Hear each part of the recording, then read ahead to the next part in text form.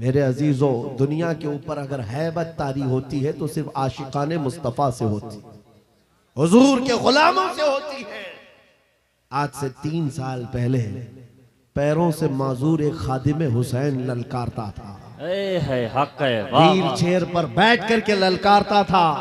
अरे सफेद दाढ़ी हो चुकी, उम्र काफी है, सफेद दाढ़ी, पैरों में माजूरी, लेकिन पूरी दुनिया में ऐसी हैबत तारी कि यूरोप की जमीन भी हिलती नजर आए।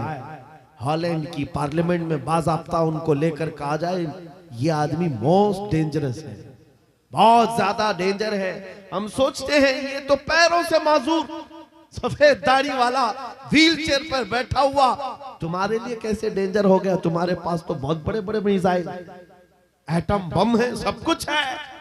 पता ये चला कि रब तबारक व तआला जो हैबत डालता है वो आशिक़ मुस्तफ़ा की हैबत डालता है, नबी पाक की सुन्नतों पर आमिल। या रसूल अल्लाह, या रसूल अल्लाह।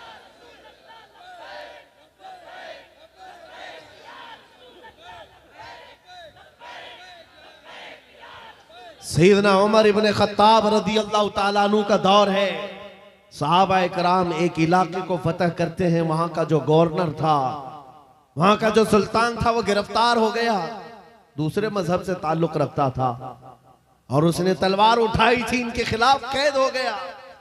लेकिन जब कैद होकर के आया तो जाहिर सी बात है, हमारे खिलाफ तलवार उठाए थे, अब फंसे हो तो मार खाओगे, अब तुम्हारी मौत होगी। लेकिन मुजाहिदीन इस्लाम थे, हजरत उमर के पास पेश किया, कहा कि इसका क्या करना है? कहा अगर वो इस्लाम में आता है तो उसकी जान बख्श दी जाए। उस बादशाह से कहा गया कि तू अगर ईमान ले आता है तो तुझे तेरी जान भी वापस और तेरा मुल्क और तेरी सल्तनत भी तुझे लौटा दी जाए, तू ही बादशाह, तू ही गवर्नर है। उसने कहा मेरा दीन इतना आसान नहीं है कि मैं बादशाहत लेने के लिए अपना ईमान छोड़ दूं, नहीं हो सकता, नहीं हो सकता। जान से मारने की बात थी। उसने कहा मैं अपना धर्म नहीं बदल सकता। फिर उसके बाद साहबा ने कहा हजरत अमीरुल मोमिनीन से इसका क्या किया जाए? हजरत उमर फारूक ने क्या किया सुनो, कहा उसको कहो कि हम तुम्हें जेल में डाल देंगे। उस बादशाह से कहा गया तो उसने कहा मंजूर है मुझे जेल, लेकिन मैं अपना धर्म नहीं बदल सकता, दीन नहीं बदलूंगा। हजरत उमर ने कहा जेल में डाल दो, और 10 सहाबा को भी उसके साथ जेल में डाल दिया। इनका कोई कसूर नहीं था। 10 सहाबा जवान थे, नौजवानों तवज्जो से सुनो, उस कट्टर दिल बादशाह के साथ जेल में डाल दिया। वो नौजवान सहाबा जेल में थे, उनके वक्त, उनके औकात की पाबंदी, सुबह दोपहर शाम वो अपनी नमाजों के पाबंद, कुरान की तिलावत, नबी पाक सल्लल्लाहु अलैहि वसल्लम की मोहब्बतों वाली सुन्नतें। 8 दिन नहीं गुजरे थे, वो बादशाह इन नौजवानों को बार बार देखता था। पलट करके उसने कहा तुम्हारे अमीरुल मोमिनीन से मुझे मिलना है। पैगाम पहुंचाया गया हजरत उमर के पास, कहा लाओ उसको। पेश किया गया बादशाह को, जेल के बाहर ला करके हजरत उमर के पास। कहा क्या कहना चाहते हो? कहा ईमान लाना चाहता हूं, ईमान लाना चाहता हूं। कहा हमने तो इससे कबल तुम्हारे सामने पेशकश रखी थी, क्यों नहीं लाए? उस वक्त तो तुम्हारी सल्तनत भी तुम्हें वापस करने की बात की गई थी, तब भी नहीं लाए। जेल में डालने की बात की गई, तब भी नहीं लाए।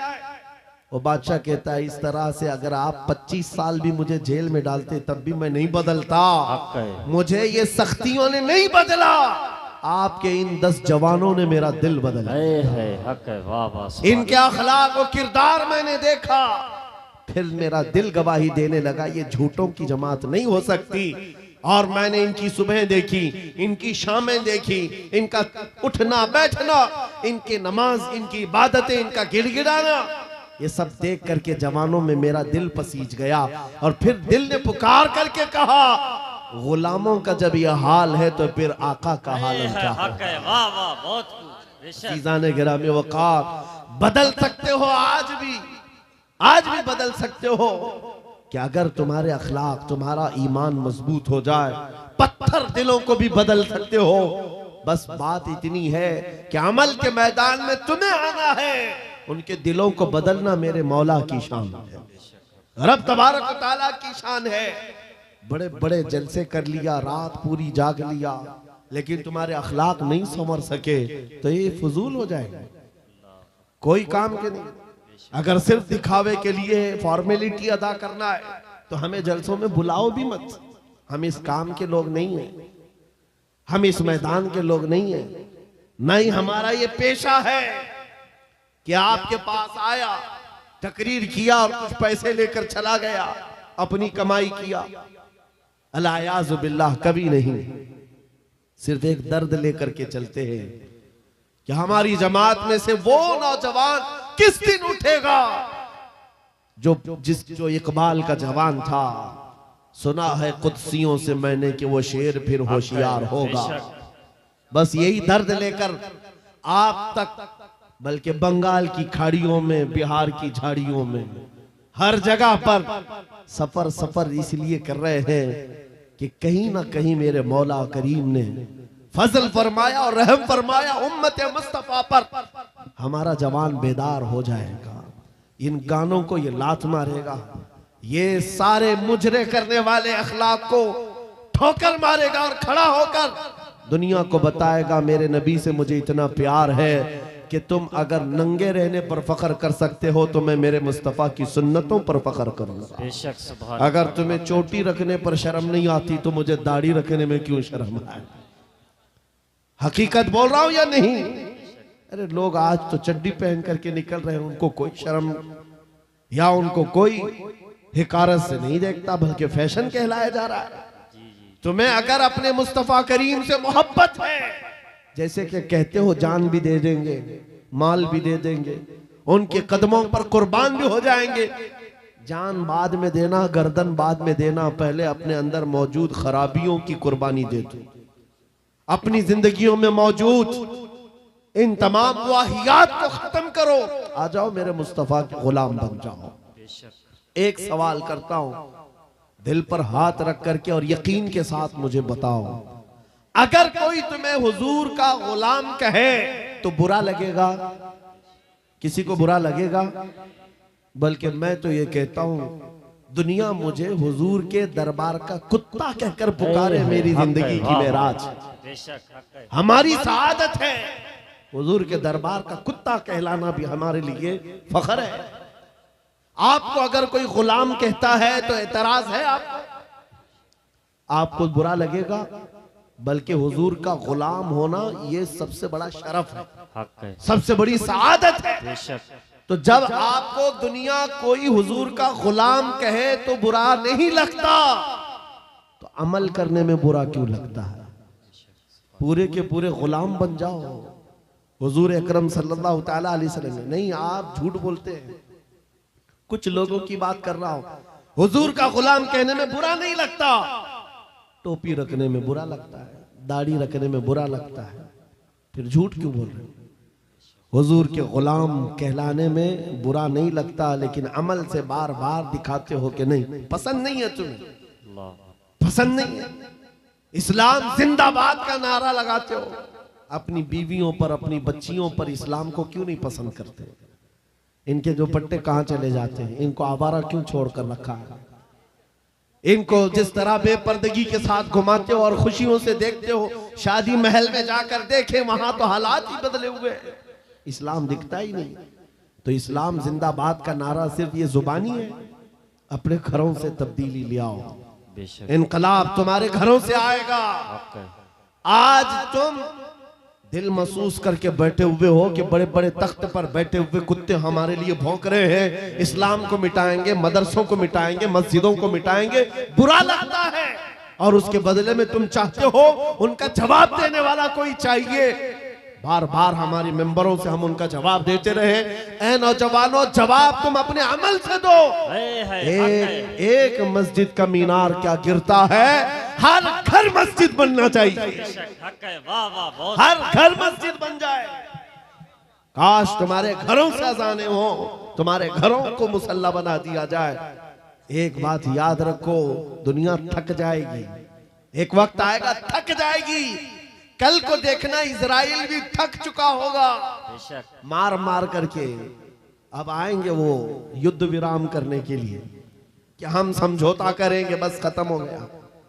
जितने ताकत थी झोंक दिया, मार मार करके थक जाएगी दुनिया।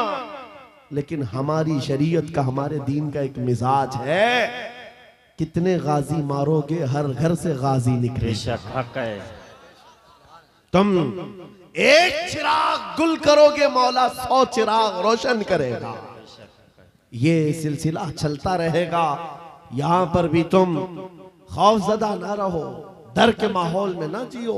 बस मैं तुम्हें ये बात कहने के लिए आया हूं, अगर नबी के गुलाम हो तो पूरी गुलामी करो, पूरी गुलामी करो, फख्र के साथ करो, अपनी दाढ़ियों के साथ, अपनी शनाख्त के साथ, अपनी आइडेंटिटी के साथ। आपको क्या लगता है कि कोई हमें नौकरी से निकाल देगा, कोई हमें रिस्क नहीं देगा? माज़अल्लाह रज़्ज़ाक़ ये लोग नहीं, रज़्ज़ाक़ मेरा रब है, हक है।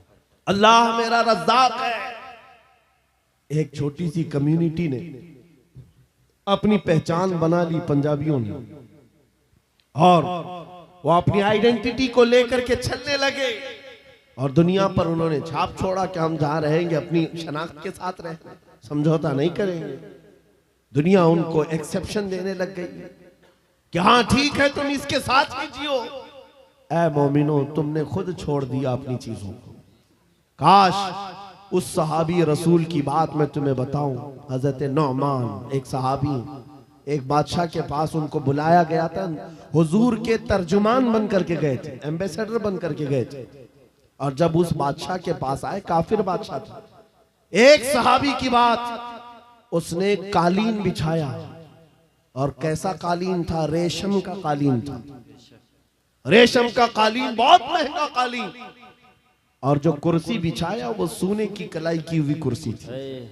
जब सहाबी रसूल वहां पहुंचे, देखा रेशम का कालीन है, अपनी तलवार से फाड़ दिया, कहा उठाओ इसको, जमीन पर चलूंगा।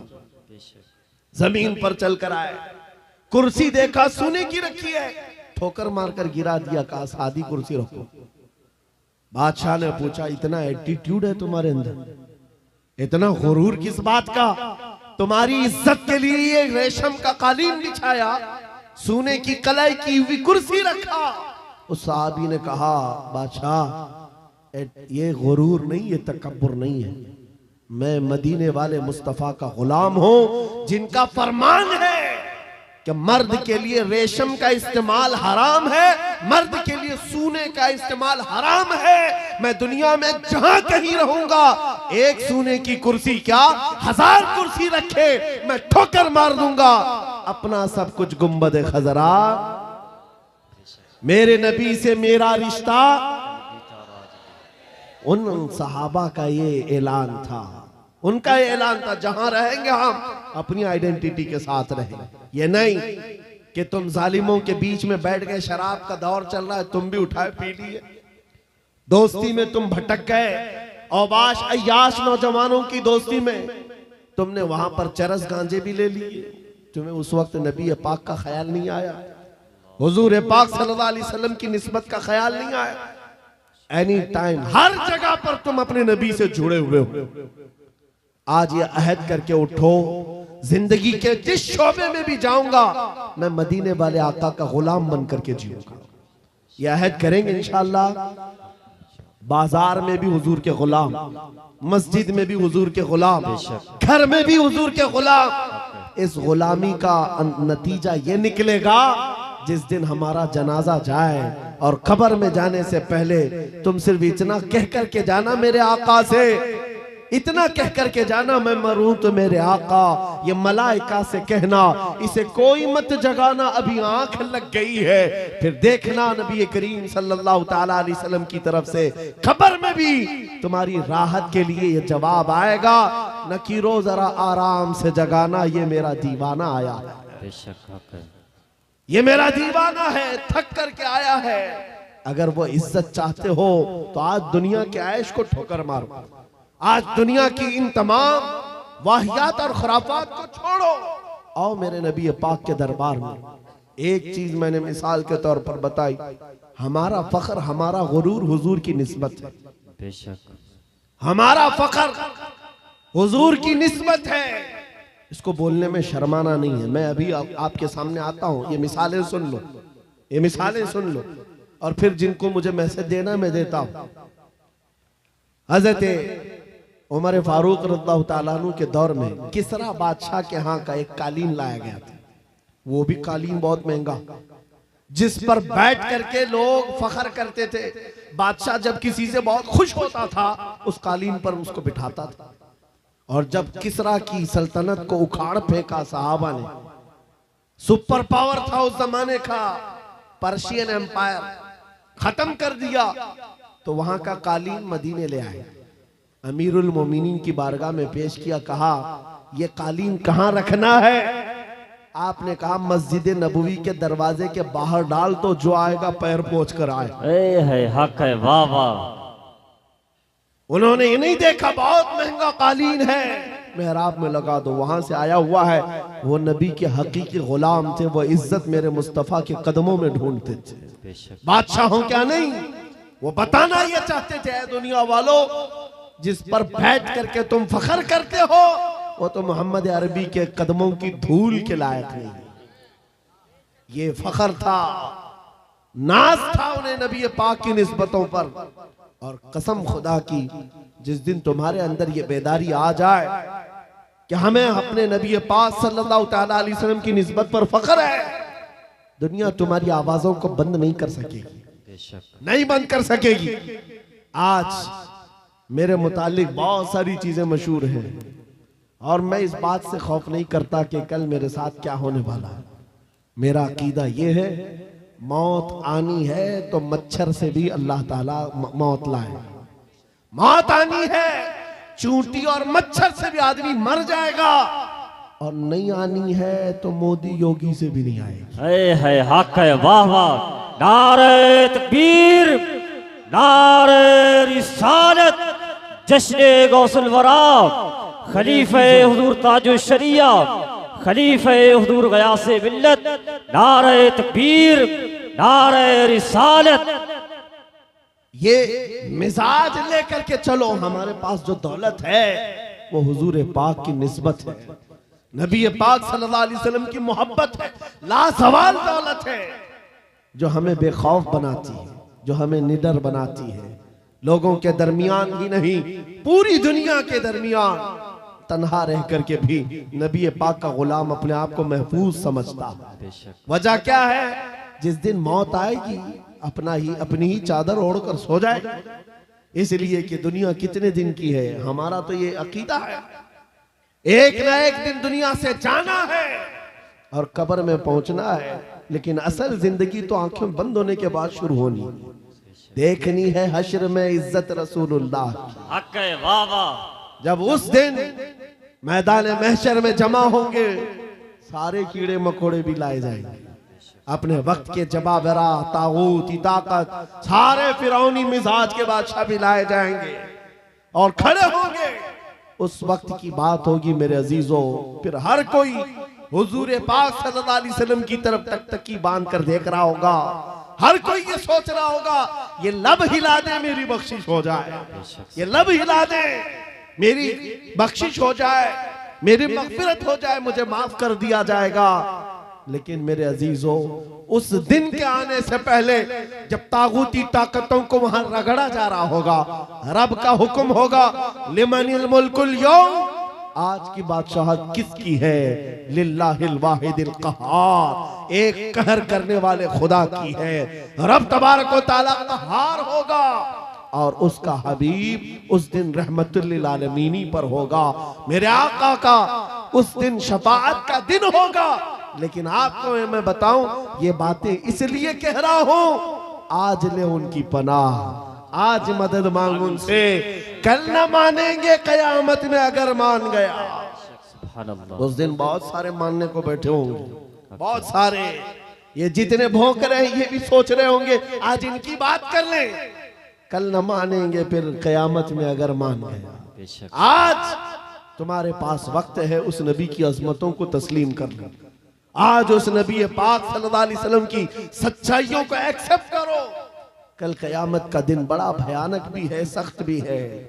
और उस वक्त सवा नेज़े पर सूरज हो और लोगों का पसीना उनकी गर्दनों उनकी कमरों तक आया हुआ हो, भेजा पक पक करके कानों से बाहर आ रहा हो, उस वक्त उस दिन मेरे आका फरमाते हैं कयामत के मैदान में मेरी हालत ये होगी, मेरे एक कंधे पर चादर पड़ी होगी। हुजूर फरमाते हैं ये चादर खसक खसक कर कभी गिर रही होगी, मैं एक हाथ से अपनी चादर संभाल रहा होऊंगा, दूसरे हाथ से अपने उम्मतियों को पकड़ पकड़ कर जन्नत में ले जा रहा होगा।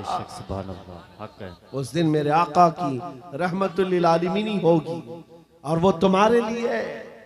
अब नौजवानों सुनो, हुजूर पाक से एक सहाबी ने पूछा आका मैदान महशर में बड़ा जम्मे गफीर होगा, आप कैसे पहचानेंगे? बहुत सारे उसमें मूसा अलैहिस्सलाम की उम्मत भी, ईसा अलैहिस्सलाम की उम्मत भी, इब्राहिम अलैहिस्सलाम की उम्मत भी, इस्माइल अलैहिस्सलाम की उम्मत भी, सारे नबियों की उम्मतें हैं। मेरे आका क्या फरमाते हैं सुनो, तुम्हारे वजू के आज़ा, वजू करते हो कि नहीं करते हो? वजू करते हो? सुनो हदीस पाक सुना रहा हूं। मेरे आका फरमाते हैं वजू करने के वक्त तुम दोनों हाथ धोते हो और चेहरा भी धोते हो, ये जो दिखने वाले मसा भी करते हैं और पैर भी धोते हैं। हुजूर फरमाते हैं कयामत के दिन ये आज़ा सबसे ज्यादा चमक रहे होंगे, ये चमक देख करके मैं पहचान लूंगा मेरा उम्मती फला जैसा। सुभान अल्लाह, हक है, वाह वाह। जो वजू ही नहीं करता हो क्या चमकाएगा कयामत के दिन? वजू ही नहीं करता।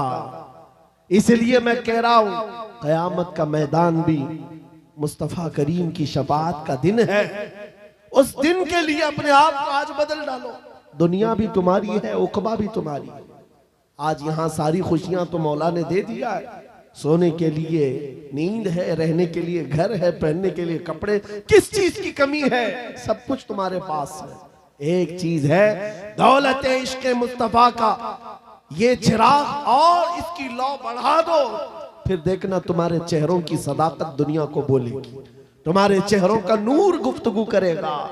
जिस तरफ से तुम गुजर जाओ इश्क मुस्तफा की महक फैलाते जाओ। अजीजा ने ग्राम वक़ार, मैं इस मैसेज के साथ अपनी गुफ्तगू समेटना चाहता हूं, इस मैसेज के साथ कि जितने आज इस्लाम के खिलाफ बोल रहे हैं, ये सुन सुन करके नौजवानों के दिलों में ये बात आने लग गई कि हालात बड़े खराब हैं, अभी कुछ बोलना नहीं। यही तो दिन है बोलने के, यही तो दिन है जवाब देने के। तुम इंतजार करते रहोगे, अच्छे दिन आएंगे तब हम बोलेंगे, और झूठे लोगों के अच्छे दिन कभी नहीं आते। झूठों ने जो अच्छे दिन के नारे फैलाए वो कभी नहीं आते। मैं आपसे कहता हूं मेरे अजीजों, एक मशहूर मुहावरा है, गाड़ी चलाना सीखना हो तो ट्रैफिक में ही चलाना पड़ेगा। तुम अगर इंतजार करते रहो रोड खाली होगा तब गाड़ी चलाओगा, तो तुम इसी तरह रोड के खाली होने के इंतजार में रह जाओगे और ड्राइविंग सीट पर आ भी नहीं पाओगे। भीड़ भाड़ को देखो, ट्रैफिक में ही लेकर उतर जाओ और एक न एक दिन ड्राइविंग सीट मिल ही जाएगी, बैठ जाओगे। आज ऐ नौजवानों, क़ियादत करना है, हालात के अच्छे होने का इंतजार मत करो। जिस तरह के हालात है, मुझे इश्क मुस्तफा के साथ खड़ा होना। आज एक बात सुन लो, मैं रुखसत होता हूं। कई हमारे मोहब्बत करने वाले उलमा ने हमसे कहा था, जो बहुत मोहब्बत करते हैं, कहा मुफ्ती साहब बड़ा अंदेशा है और डर लगता है, कहीं आपके साथ कुछ हो गया तो क्या होगा? अवाम और मखलूक आपसे नफा उठा रही है, ज्यादा देर तक ये नफा चलना चाहिए। उनकी मोहब्बतें मेरे सर आंखों पर, मैं सलाम करता हूं, उन्होंने दुआएं दी हैं। लेकिन मेरे अजीजों, बारहा उन्होंने कहा आपका होना बहुत जरूरी है, आपका होना बहुत जरूरी। इनसे भी पूछो तो यही कहेंगे, जरा एहतियात से बात करें, बहुत सख्त जुमले बोलेंगे, कल को कुछ हो जाएगा। आपका होना बहुत जरूरी है। मैं अर्ज करता हूं नौजवानों, मेरी हैसियत एक घास के बराबर भी नहीं। इमाम हुसैन का होना कितना जरूरी था। हक है, वाह वाह। इमाम हुसैन का होना कितना जरूरी था। मक्का के सहाबा हाथ जोड़कर कह रहे थे, मौला हुसैन आप मत जाइए, अहले बैत का सबसे बड़ा चेहरा आप हैं। आप जाएंगे तो मखलूक को नफा कौन पहुंचाएगा, उम्मत की रहबरी कौन करेगा? इमाम हुसैन ने सबकी सुनी थी, सबकी सुनी और कहा, बल्कि मक्का से निकलने के वक्त छोटी मोटी जंगें भी हो गई थी चाहने वालों से ही, जो रास्ता रोक रहे थे मत जाइए मत जाइए, आपका होना बहुत जरूरी है। मेरे अजीजों, ये मिजाज हुसैनी था जो ये बता रहा था कि मसलहत के साथ खामोशी के साथ जी लेंगे और 8 साल 10 साल, लेकिन अगर जालिमों के वक्त खामोश रह गए, कल की नस्लें इतनी बुज़दिल हो जाएंगी, वो ये समझने लग जाएंगी जो ऐरा गैरा भौंकना चाहे भौंक सकता है। हमारे बड़ों ने कभी जवाब नहीं दिया तो हम क्या जवाब देंगे। अजीजान गिरामी वक़ार, आपका ये गुलाम और ये फकीर सिर्फ इतना जज्बा लेकर चलता है, कल को मुझसे अगर कोई उलझता है, मेरी फांसी हो जाए, मेरी जेल हो जाए, मुमकिनात में से है, मगर इस बात का मैं खौफ नहीं रखता, कल के बाद हमारी नस्लें आएंगी, वो इतनी बात तो जरूर कहेंगी कि जब नबी पाक की शान में कोई कुत्ता भौंक रहा था तो हमारे बाप दादाओं में से कोई आलिम खड़ा होकर जवाब तो दे रहा था। नारे तकबीर, नारे रिसालत, मसलके आला हजरत, मुहाफिज़े नामुसे रिसालत, शेरे अहले सुन्नत, मशाइखे कालपी शरीफ। आने वाली नस्लों का ईमान मजबूत होगा, नौजवान बच्चे कल को ये तस्करा करेंगे।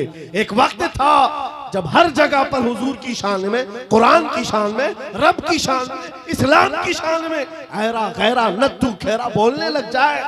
मेरे अजीजों, अगर खामोश मिजाजी इसी तरह की बनाई गई तो आने वाले लोगों के दिलों में ऐसी बुज़दिली आ जाएगी कि कल को ये हुजूर का नाम लेने से भी डरने लग जाएं, कुरान की बात करने में खौफ खाने लग जाएं। नहीं मेरे अजीजों, ऐ नौजवानों, मैं इसलिए चीख चीख करके जा रहा हूँ, इसलिए खुलेआम डंके की चोट पर बोल बोल करके जा रहा हूँ। कटना है तो एक सर कटेगा, लेकिन अकीदा ये बोलता है इस्लाम जिंदा होता है हर करबला के। हक है, वाह वाह, नारे तकबीर, नारे रिसालत, लब्बैक लब्बैक लब्बैक या रसूल अल्लाह, लब्बैक लब्बैक लब्बैक या रसूल अल्लाह। बस बात इतनी है, इस बात का खौफ नहीं, डर नहीं है। इंशाअल्लाहुल अजीज इस दीन का मुहाफिज अल्लाह करीम किसी न किसी को पैदा करेगा और ये दीन चलता रहेगा। लेकिन ये हालात रकम कर दिए जाएंगे, ये तारीख लिखी जाएगी। हुजूर पाक सल्लल्लाहु अलैहि वसल्लम, आपको पता है आज से तकरीबन मेरे अंदाजे के मुताबिक 600-700 साल पहले की तारीख लिखी हुई है। बगदाद के ततारियों की तारीख, जिन्होंने पूरे मुसलमानों को खत्म किया था। बादशाह ने कई उलमा को, मुसलमानों को बेड़ियों में कैद करके लाकर अपने दरबार में खड़ा किया था और उनके सामने एक ईसाई पादरी को लाकर कहा कि इनके नबी की शान में गालियां दो। पैसा देकर के गालियां दिलवाई जा रही थी, गालियां दे रहा था। लेकिन दरबार में बादशाह का एक कुत्ता था जो सोने की जंजीर से बंधा रहता था, और जब वो ईसाई पादरी हुजूर की शान में गालियां देने लगा, बयान करने लगा, कुत्ता भौंकने लगा। दरबारी कुत्ता था, बादशाह का कुत्ता था। ये सही रिवायत है, अल्लामा इब्ने हजर अस्कलानी ने लिखा है। कहा बहुत हो गया तो कुत्ता जंजीर तोड़ करके निकल आया और उसके सीने पर चढ़ गया, दम जदन में फाड़ कर 2 टुकड़े कर। उसकी हैबत ऐसी थी उस कुत्ते की। बादशाह खड़ा हो गया, दरबारी खड़े हो गए, सिपाही खड़े हो गए। ये मंजर देखकर कोई कुत्ते के करीब आना नहीं चाह रहा है।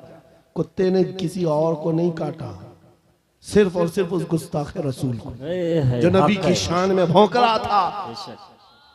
औलिया कामिलीन, उलमाए सलफ सालिहीन ने लिखा है, उस एक कुत्ते के किरदार से दरबार में मौजूद 10,000 लोगों ने इस्लाम कबूल कर लिया था। हक है, वाह वाह, नबी की आजमत को कबूल कर लिया था। 600 साल गुजर गए, 700 साल गुजर गए, लेकिन तारीख में वो कुत्ते का नाम आज भी महफूज है। क्यों? इसलिए कि नबी पाक की नामूस की तरफ उंगली उठाया तो जानवर होकर के भी हुजूर की दिफा के लिए, इज्जत के दिफा के लिए खड़ा हो गया।